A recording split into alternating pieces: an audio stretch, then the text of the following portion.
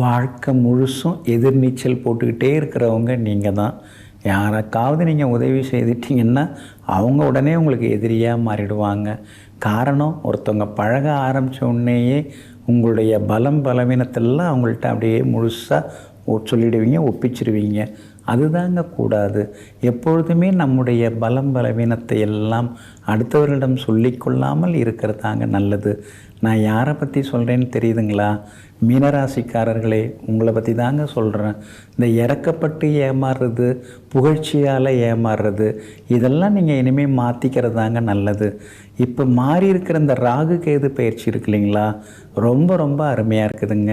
7.5 சனியில் ஜென்மச்சனி ஒரு பக்கம், அது ஒரு கடுமையான போராட்டம். ராசிநாதன் குரு பகவானே 4ஆம் இடத்துல போய் உட்காந்துட்டார். அது ஒரு பெரிய சிக்கலான ஒரு அமைப்பு.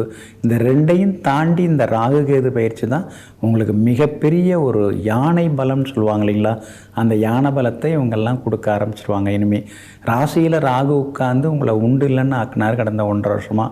இப்போ 12வது வீட்டுக்கு வந்ததுனால இனிமேல் கொஞ்சம் நிம்மதியாக நீங்கள் இருக்கலாம். பயம் தேவையில்லை, தடுமாற்றம் தேவையில்லை.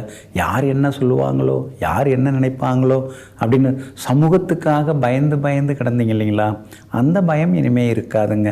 உறவுக்காரங்க, நண்பர்கள் எல்லாரும் வருவாங்க. ராகு 12ஆம் இடத்துல வந்து உட்கார்ந்துருக்கிறதுனால புகழ்பெற்ற கோவில்களுக்கெல்லாம் நீங்கள் போவீங்க. புண்ணிய ஸ்தலங்களுக்கெல்லாம் சென்று பிரார்த்தனைகளையும் நீங்கள் நிறைவேற்றுவீங்க. சிலருக்கு வெளிநாடு போகிறதுக்கு வாய்ப்புகள் இருக்குது. சிலருக்கு வெளிமாநிலம், வெளிநாட்டு நிறுவனத்தில் வேலை கிடைக்கிறதுக்கான வாய்ப்புகளும் இருக்குதுங்க. ராகு மறைஞ்சு கிடக்கிறதுனால திடீர் பண வரவு, செல்வாக்கு, கௌரவ பதவிகள், பொறுப்புகள் அதெல்லாமே கிடைக்கிறதுக்கான வாய்ப்புகள் இருக்குதுங்க. அதே மாதிரி இந்த ராகு மறைஞ்சு இருக்கிறதுனால வியாபார உத்தியோக முயற்சிகள் எல்லாமே பலிதமாகும். உங்களுக்கு நிம்மதி உண்டு. ஆனால் அதே நேரத்தில் நீங்கள் இரவு நேர பயணங்களை தவிர்க்கணும். இரவு நேர உணவு சீக்கிரம் எடுத்துக்கணும். அந்த வகையில் நீங்கள் ரொம்ப கவனமாக இருந்துட்டிங்கன்னா அப்புறம் பெரிய பாதிப்பு இல்லைங்க. ராசிக்கு 7ஆம் இடத்துல உட்கார்ந்துருந்த கேது இப்போது 6வது வீட்டுக்கு வந்துட்டாருங்க. அப்படி இருக்கிறதுனால இனிமேல் உங்களுக்கு திடீர் யோகந்தாங்க. கணவன் மனைவிக்குள்ளிருந்து வந்த ஒரு போராட்டம், இருந்து வந்த சிக்கல்கள், பிரிவுகள் அதெல்லாம் சரியாகி பரஸ்பரம் ஒரு புரிதல் வர ஆரம்பிக்கும். கணவன் மனைவிக்குள்ளார ஒரு நெருக்கம் வர ஆரம்பிக்கும். பிரிஞ்சவங்களும் ஒன்று சேரத்துக்கான சூழல்கள் இருக்குதுங்க. பிள்ளைகளாலும் இந்த ராகுகேது பயிற்சி அவங்களாலையும் உங்களுக்கு யோகம் இருக்குது. அவங்களும் சீக்கிரமாக செட்டில் ஆகிடுவாங்க. அவங்களுக்கு திருமணம் கூடி வரும். அதே மாதிரி அவங்களுக்கு ஏதாவது சொத்து பத்து வாங்கிறது அதெல்லாமே வர்றதுக்கான வாய்ப்பு இருக்குது.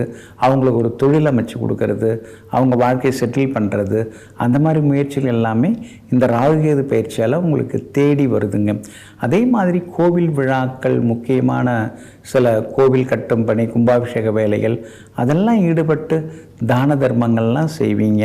பல வகையிலையும் நீங்கள் எல்லாருக்கும் உதவுவீங்க. அதனால் உங்களுக்கு எங்கே போனாலும் முதல் மரியாதை எல்லாமே கிடைக்க ஆரம்பிச்சிருங்க. வியாபாரத்தில் ரொம்ப அமோகமான லாபம் இருக்குது. அதே மாதிரி உத்தியோக வகையில் உங்களுக்கு இருந்து வந்த சிக்கல்கள் அதெல்லாமே இனிமேல் விலக ஆரம்பிக்குங்க. எப்படி பார்த்தாலும் இந்த ராகுகேது பயிற்சி உங்களுக்கு ரொம்ப அருமையாக இருக்குதுங்க.